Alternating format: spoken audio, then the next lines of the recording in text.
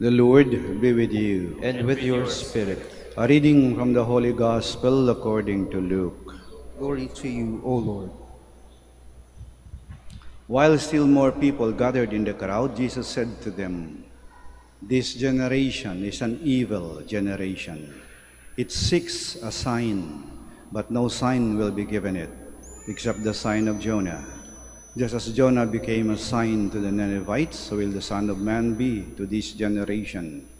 At the judgment, the Queen of the South will rise with the men of this generation, and she will condemn them, because he came from the ends of the earth to hear the wisdom of Solomon, and there is something greater than Solomon here.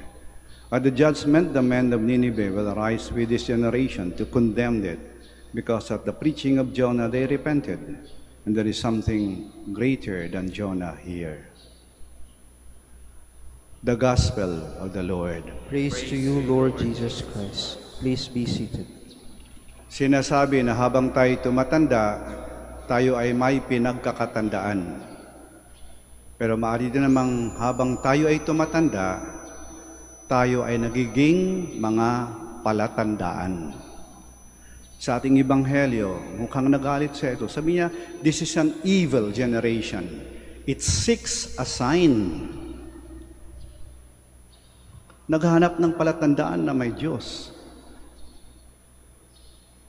Kasi sabi ni Jesus, huwag na kayong maghanap ng palatandaan sapagkat kayo mismo ang palatandaan. Don't look for signs because you yourselves are the signs. Isa sa magandang compliment o papuri na masabi sa atin na ito. Pag sinabihan ka ng ganito, alam mo pare, alam mo mare, pag nakikita kita, parang nakikita ko ang Diyos. Pag narinig kitang magsalita, magbigay ng payo, magbigay ng pangaral, parang narinig ko si Jesus.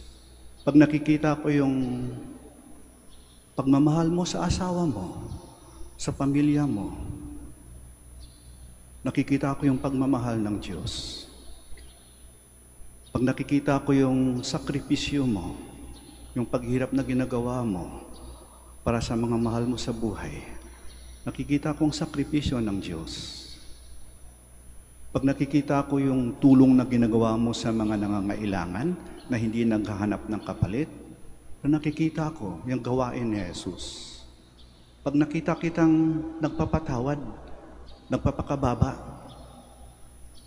pag nakita kitang ipinagtatanggol ang mga naapi, pag nakikita kitang inaalagaan ang mga may sakit, ang mga matatanda, ang mga bata, ang mga kawawa, pag nakikita ko si Jesus. Kaya naging palatandaan tayo. At maaaring dahil sa ginagawa natin to, may mga taong muling bumalik sa simbahan, muling naging malapit sa Diyos, nagbalik loob, nagbago ang buhay, because we provided them with the inspiration.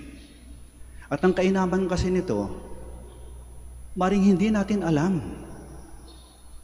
Dahil sa atin pala, may mga taong nagbalik loob, naging mas malapit sa Diyos. Hindi natin alam.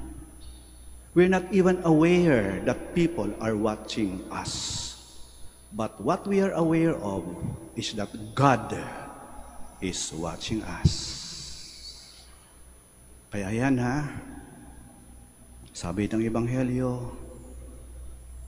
huwag na kayo maghanap ng palatandaan sapagkat kayo mismo ang mga palatandaan na may Diyos dito sa mundo. Tandaan natin yan.